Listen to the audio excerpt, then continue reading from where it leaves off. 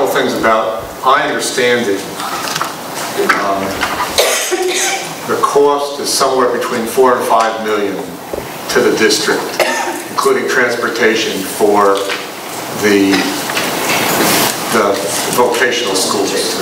And we have absolutely, and Sean can tell me if I'm wrong, but and we have no say over that. So if my child, I have 2 children, and one goes to vocational school and one goes to Colts Neck High School.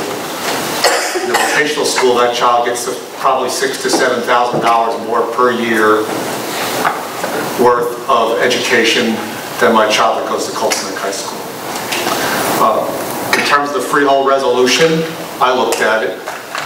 I'm not an education lawyer, but I'm pretty certain there's actually things in that resolution that are illegal, like taking away the paraprofessionals for special education.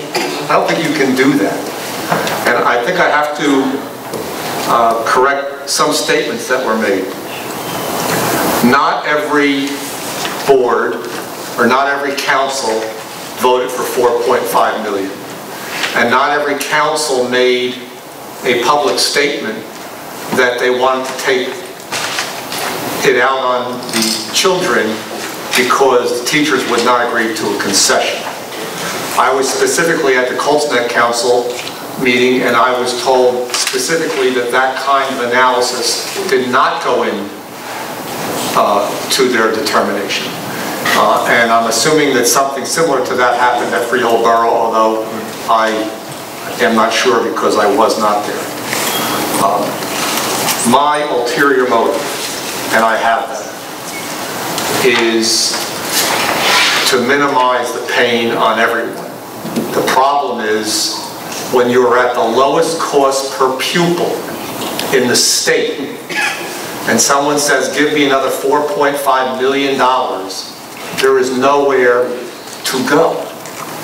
I've asked, and I've asked formally Mr. Boyce that he would provide the board with a list of all discretionary spending items, every one, every program, so we can look at them and make reasoned judgments. I don't think anything is immune. I'm sure I'm going to be on a skazillion blogs tomorrow and written up, but the fact of the matter is that when you're at the lowest point, the lowest cost per pupil in the state, you have nowhere to go. You have to look at everything. And it is very disconcerting and very upsetting that the choices we are forced to make, unless somehow we can prevail upon the commissioner and get some of the town councils to revisit their logic, that we are faced with risks.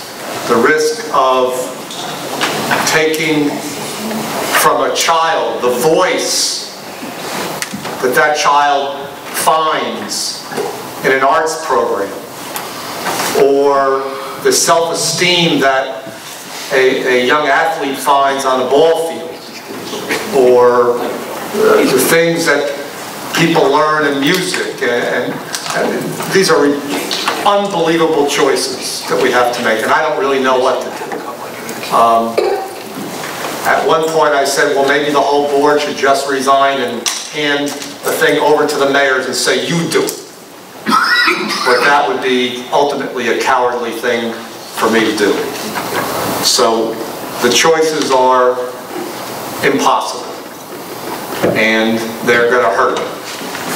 They're going to hurt everyone up here, and they're going to hurt the kids most of all.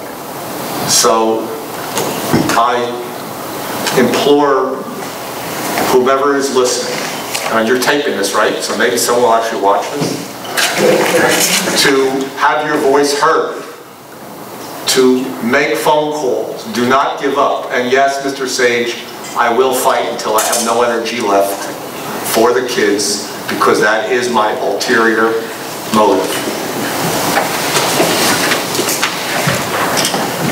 And I'm sure I went over 4 minutes. Thank you, Mr. Lawson. But I wasn't here to watch. Thank you. Yeah, members of the board, there was one question posed regarding extraordinary aid. So let me just refresh your memories on how this was dealt with. When state aid information was originally distributed, there was also an estimate of the amount of extraordinary aid that each district would be receiving. And as part of our budget projections for the current year and what would be available for next year, I included roughly half of that amount because I found it unlikely that the state would be able to make that payment when the money actually comes in is in July, but that's not entirely relevant. It's booked as revenue in the current year, it then flows into fund balance, and it has been appropriated for the 10-11 budget. Subsequent to that, if you will recall, we lowered our tax levy by the second $1 million after I received further assurances or validation from the county office that it was indeed looking like they were going to make that extraordinary aid payment. So then the second $1 million, this is $2 million in question, was then recognized as revenue in the current year, flowed through into fund balance and appropriated into next year, and a corresponding $1 million reduction in our levy happened at that time. So the amount of extraordinary aid for 09-010 has been fully accounted for in our budget projections. So I just wanted to follow up on that question. Thank you. The other question, I think, was Shannon brought up about, are we prioritizing the cuts? The priorities, believe it or not, change every day. And we've been meeting before the budget defeat, after the budget defeat. We have another meeting tomorrow with the principals and all the seekers to look at ways that we know that we can reduce certain activities or certain extracurricular without hurting the kids dramatically, without cutting, if you will, freshman sports across the board.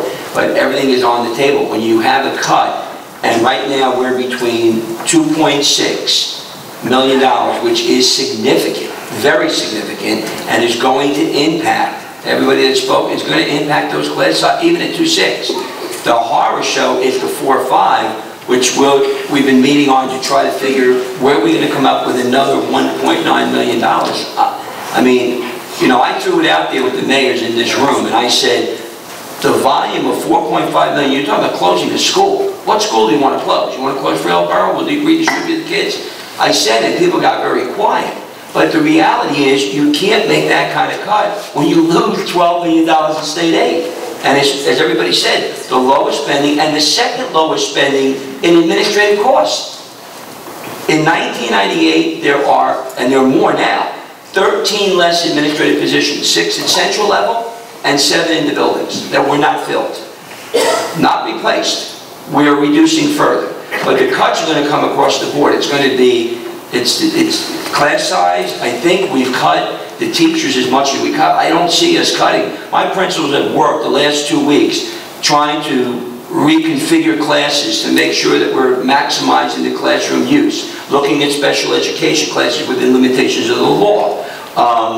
I mean, you name it, we've done it. So I don't know how we can cut additional teaching staff, but I'm not happy about, you know, we lost 3 nurses. I mean, we used to have 1 per building, we had 2 per building, and that was sufficient in the size of schools that we have.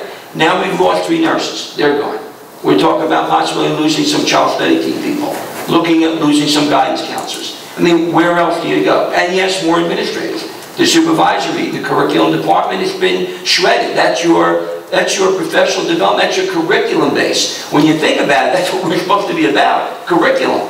We broadened our scope, and I think it's worthy, but I don't know. I mean, we are every day looking at it to try to figure out how we're going to get through this mess. Now, understandably, you have to know, 4.5 is not the max.